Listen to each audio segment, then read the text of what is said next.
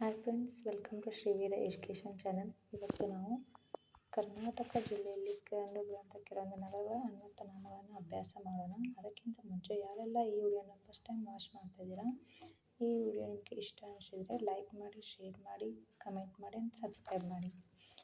ಬನ್ನಿ ಫ್ರೆಂಡ್ಸ್, ಎಲ್ಲ ಊರುಗಳಿಗೆ ಅಧಿಕೃತವಾಗಿ ಹೆಸರುಗಳು ಅಂತ ಕೆಲವೊಂದು ಊರುಗಳಿಗೆ ಹೆಚ್ಚುವರಿಯಾಗಿ ಅಡ್ಡ ಹೆಸರುಗಳು ಇರ್ತಾವೆ. ಸಾಮಾನ್ಯವಾಗಿ ಆ ಅಡ್ಡ ಹೆಸರುಗಳು ಏನಾಗ್ತವೆ, ಆ ಊರಿಗೆ ವಿಶಿಷ್ಟವಾದ ಅಂಶಗಳೊಂದಿಗೆ ಹೊಂದಿಕೆಯಾಗಿರ್ತವೆ. ಅದು ರುಚಿಯಾದ ತಿನಿಸಿನೇ ಆಗಿರ್ಬೋದು, ಅಥವಾ ಪ್ರಸಿದ್ಧಿ ಪಡೆದ ವಸ್ತುಗಳಾಗಿರ್ಬೋದು, ಅಥವಾ ವ್ಯಕ್ತಿಗಳಾಗಿರ್ಬೋದು, ಏನೋ ಒಂದು ಅವುಗಳನ್ನು ಏನು ಮಾಡ್ತೀವಿ, ಆ ಜಿಲ್ಲೆಗಳ ಅಥವಾ ನಗರಗಳಿಗೆ ಅನ್ವರ್ಥ ನಾಮಗಳಾಗಿ ಬಳಕೆ ಮಾಡ್ಕೊಂಡು ಬಂದಿದ್ದೀವಿ. ಅವು ಯಾವ ಅಂತ ಒಂದೊಂದಾಗಿ ನೋಡ್ತಾ ಹೋಗೋಣ. ಮೊದಲನೇದಾಗಿ ಕುಂದಾನಗರಿ. ಕುಂದಾನಗರಿ ಅಂದ ತಕ್ಷಣ ನಮಗೆ ನೆನಪು ಬರುವುದು ಬೆಳಗಾವಿ ಜಿಲ್ಲೆ.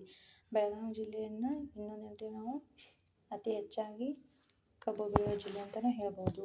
ಅದು ಅಲ್ಲದೆ ವಿಸ್ತೀರ್ಣದಲ್ಲಿ ಅತಿ ದೊಡ್ಡ ಜಿಲ್ಲೆ ಅಂತಲೂ ಕೂಡ ನಾವು ಬೆಳಗಾವಿ ನಗರನ ಗುರುತಿಸ್ತೀವಿ. ಪೇಡಾನಗರಿ. ಪೇಡಾನಗರಿ ಅಂದ ತಕ್ಷಣ ನೆನಪಿರ್ಬೋದು ನಮಗೆ ಧಾರವಾಡ. ಧಾರವಾಡ ನಾವೇನು ಮಾಡ್ತೀವಿ, ಪೇಡಾನಗರಿ ಅಂತ ಹೇಳ್ತೀವಿ. ಕರದಂಟು ನಗರಿ. ಕರದಂಟು ನಗರಿ ನೆನಪಿರ್ಬೋದು ಅಂದ ತಕ್ಷಣ ಗೋಕಾಕ. ಇದನ್ನು ನಯಾಗರ ಜಲಪಾತ ಅಂತಲೇ ಹೇಳ್ತಾರೆ. ನಯಾಗರ ಜಲಪಾತ ಅಂತ ಕಂಡುಬರ್ತದೆ ಅಂತಲೇ ಹೇಳ್ಬೋದು. ಗುಮ್ಮಟ ನಗರಿ. ಗುಮ್ಮಟ ನಗರಿ ಅನ್ನೋದನ್ನ ವಿಜಯಪುರ ಜಿಲ್ಲೆಯನ್ನು ನಾವೇನು ಮಾಡ್ತೀವಿ, ಗುಮ್ಮಟ ನಗರಿ ಅಂತ ಕರಿತೀವಿ. ಇಲ್ಲಿ ವಿಶ್ವವಿಖ್ಯಾತ ಅತಿ ಪ್ರಸಿದ್ಧವಾದ ಗೋಳಗುಮ್ಮಟ ನಮಗೆ ನೋಡ್ತೀವಿ ಕಂಡುಬರ್ತದೆ. ಅದು ಅಲ್ಲದೆ ವಿಜಯಪುರವನ್ನು ನಾವೇನು ಪಂಚ ನದಿಗಳ ನಾಡು ಕೂಡ ಅಂತ ಕರಿತೀವಿ. ಅಲ್ಲಿ ಕೃಷ್ಣ, ಭೀಮಾ, ಘಟಪ್ರಭಾ, ಮಲಪ್ರಭಾ ಮತ್ತು ಡೋಣಿ ನದಿಗಳು ಹರಿದೋಗಿದ್ದಾವೆ. ಆಮೇಲೆ ಬೊಂಬೆ ನಾಡು. ಬೊಂಬೆ ನಾಡು ಅಂತ ಚನ್ನಪಟ್ಟಣವನ್ನು ನಾವೇನು ಮಾಡ್ತೀವಿ, ಕರಿತೀವಿ. ಈ ಚನ್ನಪಟ್ಟಣದಲ್ಲಿ ಮರದ ಗೊಂಬೆ ಮತ್ತು ಆಟಿಕೆಗಳ ತಯಾರಿಕೆ ನೈತಿದ ಪ್ರಸಿದ್ಧಿ ಪಡೆದಿದೆ. ಆದ್ದರಿಂದ ಇದನ್ನು ಚನ್ನಪಟ್ಟಣನ ಬೊಂಬೆ ನಾಡು ಅಂತ ಕರಿತೀವಿ. ಬೆಣ್ಣೆ ನಗರಿ. ಬೆಣ್ಣೆ ನಗರಿ ಅಂದರೆ ನಾವೇನು ಮಾಡ್ತೀವಿ, ದಾವಣಗೆರೆ ಜಿಲ್ಲೆಯನ್ನು ಕರಿತೀವಿ. ಕೋಟೆ ನಾಡು ಅಂದರೆ ಬಾಗಲಕೋಟೆ. ಬಾಗಲಕೋಟೆ ಜಿಲ್ಲೆಯನ್ನು ನಾವೇನು ಮಾಡ್ತೀವಿ, ಕೋಟೆ ನಾಡು ಅಂತ ಕರಿತೀವಿ. ಮಂಜಿನ ನಗರಿ. ಮಂಜಿನ ನಗರಿ ಅಂದ್ರೆ ಮಡಿಕೇರಿಯನ್ನು ನಾವೇನು ಮಾಡ್ತೀವಿ, ಮಂಜಿನ ನಗರಿ ಅಂತ ಕರಿತೀವಿ. ಈ ಮಡಿಕೇರಿಯನ್ನು ಕರ್ನಾಟಕದ ಕಾಶ್ಮೀರ ಎಂದು ಕೂಡ ಕರೀತಾರೆ. ಬಂದರು ನಗರಿ. ಬಂದರು ನಗರಿಯನ್ನು ನಾವೇನು ಮಾಡ್ತೀವಿ, ಮಂಗಳೂರು. ಮಂಗಳೂರನ್ನು ನಾವೇನು ಮಾಡ್ತೀವಿ, ಬಂದರು ನಗರಿ ಅಂತ ಕರಿತೀವಿ. ಇದು ಕರ್ನಾಟಕದ ಅತಿ ಏಕೈಕ ದೊಡ್ಡ ಬಂದರು ಅಂತಲೇ ಹೇಳ್ಬೋದು.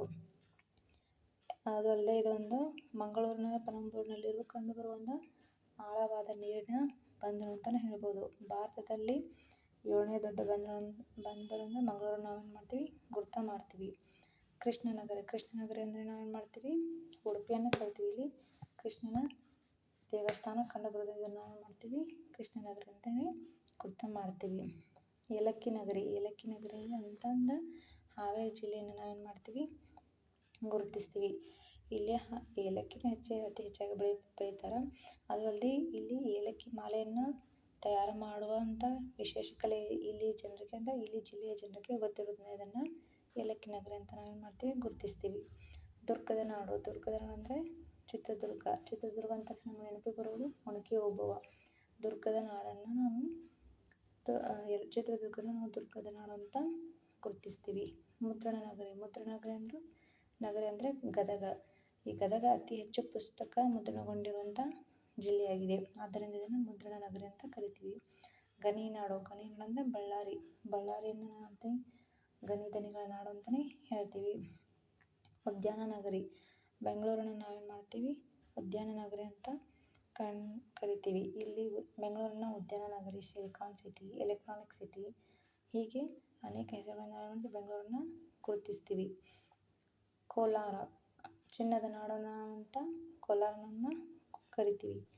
ಕೋಲಾರಕ್ಕೆ ಒಂದು ಹೆಸರು ಅಂದರೆ ಚಿನ್ನದ ನಾಡು. ಇಲ್ಲಿ ಕೋಲಾರ ಜಿಲ್ಲೆಯಲ್ಲೇ ಹಟ್ಟಿಯಲ್ಲಿ ಕಂಡುಬರುವಂಥ ಚಿನ್ನದ ಗಣಿಗಳನ್ನು ನಾವೇನು ಮಾಡ್ತೀವಿ, ಕಾಣ್ತೀವಿ. ಕಲ್ಪತರು ನಾಡು. ಕಲ್ಪತರು ನಾಡು ಅಂತ ನಾವು ಮಾಡ್ತೀವಿ, ತುಮಕೂರು ಜಿಲ್ಲೆಯನ್ನು ಕರಿತೀವಿ. ಇಲ್ಲಿ ವಿಶಾಲವಾದ ತೆಂಗಿನ ತೋಟಗಳಿಗೆ ಏನಾಗಿದೆ, ತುಮಕೂರು ಜಿಲ್ಲೆ ಹೆಸರುವಾಸಿಯಾಗಿದೆ. ಅದು ಅಲ್ಲದೆ ತುಮಕೂರನ್ನ ವಿದ್ಯಾಕ್ಷೇತ್ರಗಳ ಬೀಡು, ನಡೆದಾಡುವ ದೇವರ ಬೀಡು ಅಂತ ಕರಿತೀವಿ. ಎಲ್ಲರಿಗೂ ಗೊತ್ತಿರ್ಬೋದು, ಸಿದ್ಧಗಂಗಾ ಮಠದ ಸ್ವಾಮಿಗಳು ನಡೆದಾಡುವ ದೇವರಂತ ನಾವೇನು ಮಾಡ್ತೀವಿ, ಆರಾಧಿಸ್ತಿದ್ದೀವಿ. ಆಮೇಲೆ ರೇಷ್ಮೆಯ ನಾಡು. ರೇಷ್ಮೆಯ ನಾಡು ಅಂತ ನಾವೇನು ರಾಮನಗರನ ರೇಷ್ಮೆಯ ನಾಡು ಅಂತ ಕರಿತೀವಿ. ಇದು ಏಷ್ಯಾ ಖಂಡದಲ್ಲಿ ಅತಿ ಹೆಚ್ಚಾಗಿ ರೇಷ್ಮೆ ಗೂಡಿನ ಮಾರುಕಟ್ಟೆ ಹೊಂದಿರುವಂಥ ಜಿಲ್ಲೆ ಎಂಬ ಹೆಗ್ಗಳಿಕೆ ಪ್ರಸಿದ್ಧವಾಗಿದೆ. ಅದಲ್ಲದೆ ಇದನ್ನು ಸಪ್ತಗಿರಿ ನಾಡು ಅಂತಲೂ ಕರಿತೀವಿ ಇದನ್ನು, ಮತ್ತು ಕ್ಷೀರನಗರ ಅಂತಲೂ ಕೂಡ ಕರಿತೀವಿ. ಭತ್ತದ ಕಣಜ ಅಂದರೆ ಗಂಗಾವತಿ ಅಂದ ತಕ್ಷಣ ನಮ್ಗೆ ನೆನಪಾಗೋದು ಕಾಮಿಡಿ ವ್ಯಕ್ತಿ ಅಂತ ಯಾರು, ಪ್ರಾಣೇಶ್ ಅವರು. ಇವರು ಏನು ಮಾಡ್ತಾರೆ, ಗಂಗಾವತಿಯವರು. ಇಲ್ಲಿ ಅತಿ ಹೆಚ್ಚಾಗಿ ಭತ್ತವನ್ನು ಬೆಳೆಯೋದ್ರಿಂದ ಇದನ್ನು ಗಂಗಾವತಿಯನ್ನು ಭತ್ತದ ಕಣಜ ಅಂತಲೇ ಹೇಳ್ತಾರೆ. ಬಿಸಿಲು ನಾಡು ಅಂದರೆ ನಮಗೆ ತಕ್ಷಣ ನೆನಪಿರೋದು ಯಾವುದು, ರಾಯಚೂರು ಜಿಲ್ಲೆಯಲ್ಲಿ 45.6 ಡಿಗ್ರಿ ಸೆಲ್ಸಿಯಸ್ ಅನ್ನೋದು ಬಿಸಿಲು ಕಂಡುಬರುತ್ತೆ. ಕರ್ನಾಟಕದಲ್ಲಿ ಅತಿ ಹೆಚ್ಚಾಗಿ ಬಿಸಿಲು ಕಂಡುಬರುವಂಥ ಜಿಲ್ಲೆ ಯಾವುದು ಅಂದರೆ ಅದು ರಾಯಚೂರು ಜಿಲ್ಲೆ. ತೊಗರಿ ನಾಡು ಅಂದರೆ ಕಲಬುರಗಿಯಲ್ಲಿ ಅತಿ ಹೆಚ್ಚಾಗಿ ತೊಗರಿಯನ್ನು ಬೆಳೆಯೋದನ್ನು ಕಲಬುರಗಿಯನ್ನು ತೊಗರಿ ನಾಡು ಅಂತ ಕರಿತೀವಿ. ಜಲಪಾತಗಳ ಜಿಲ್ಲೆ, ಅತಿ ಹೆಚ್ಚಾಗಿ ಜಲಪಾತಗಳು ಕಂಡು ಬರುವುದರಿಂದ ಇದನ್ನು ಏನು ಮಾಡ್ತೀವಿ, ಉತ್ತರ ಕನ್ನಡವನ್ನು ಜಲಪಾತಗಳ ಜಿಲ್ಲೆ ಅಂತ ಗುರುತು ಮಾಡ್ತೀವಿ. ಜಲಪಾತಗಳ ತವರೂರು ಅಂದರೆ ಕಾರವಾರ. ಇಲ್ಲಿ ಜಲಪಾತಗಳ ಉಗಮ ಅಂದರೆ ಜಲಪಾತಗಳು ಇಲ್ಲಿಂದ ನಮಗೆ ಜಲಪಾತ ಮೇನ್ ಇದಾಗೋದು ಇಲ್ಲಿಂದ ಅಂತಲೇ ಹೇಳ್ಬೋದು. ಇವೆರಡು ಕನ್ಫ್ಯೂಸ್ ಆಗೋ ಚಾನ್ಸಸ್ ಇದೆ, ಜಲಪಾತಗಳ ಜಿಲ್ಲೆ ಮತ್ತು ಜಲಪಾತಗಳ ತವರು. ಇದು ಈಗಾಗಲೇ ಹಿಂದೆ ಕೇಳೋಂಥ ಪ್ರಶ್ನೆ ಆಗಿದೆ, ನೆನ್ಪಿಟ್ಕೊಳ್ಳಿ. ಚಾಲುಕ್ಯರ ನಾಡು ಅಂದರೆ ಬಾದಾಮಿಯನ್ನು ನಾವು ಮಾಡ್ತೀವಿ ಚಾಲುಕ್ಯರ ನಾಡು ಅಂತ ಗುರುತಿಸ್ತೀವಿ. ಇಲ್ಲಿ ಚಾಲುಕ್ಯರ ಆಳ್ವಿಕೆ ನಡೆಸುವುದಂಥ ಪ್ರಸಿದ್ಧ ಸ್ಥಳವಾಗಿದೆ. ಅದರಲ್ಲಿ ಬಾದಾಮಿಯಲ್ಲಿ ಬನಶಂಕರಿ ದೇವಿ ದೇವಸ್ಥಾನ ಎಲ್ಲರಿಗೂ ಗೊತ್ತಿರುವಂಥದ್ದೇ. ಕದಂಬರ ನಾಡಲ್ಲಿ ನಾವೇನು ಬನವಾಸಿಯನ್ನು ಗುರ್ತು ಮಾಡ್ತೀವಿ.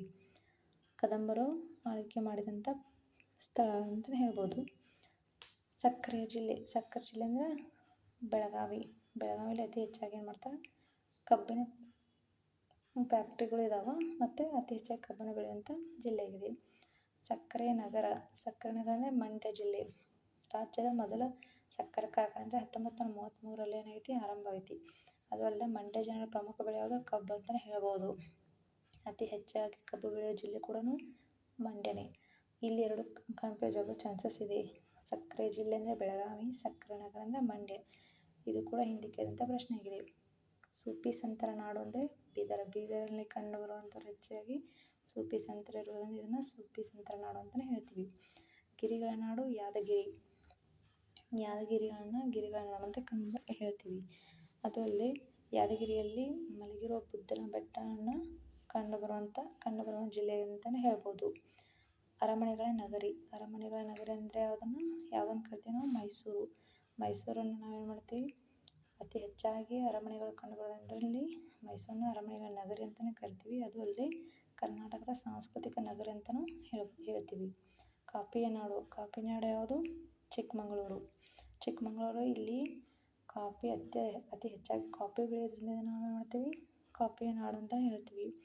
ಇಲ್ಲಿ ಕಾಫಿ ಬೆಳೆಯಲಿಕ್ಕೆ ಫಲವತ್ತಾದ ಮಣ್ಣು ಮತ್ತು ಅಲ್ಲಿನ ಹವಾಮಾನ ಏನಾಗೈತಿ, ಕಾಫಿ ಬೆಳೆಯೋಕ್ಕೆ ಅತ್ಯಂತ ಸೂಕ್ತವಾಗಿದೆ ಅಂತ ಹೇಳ್ಬೋದು.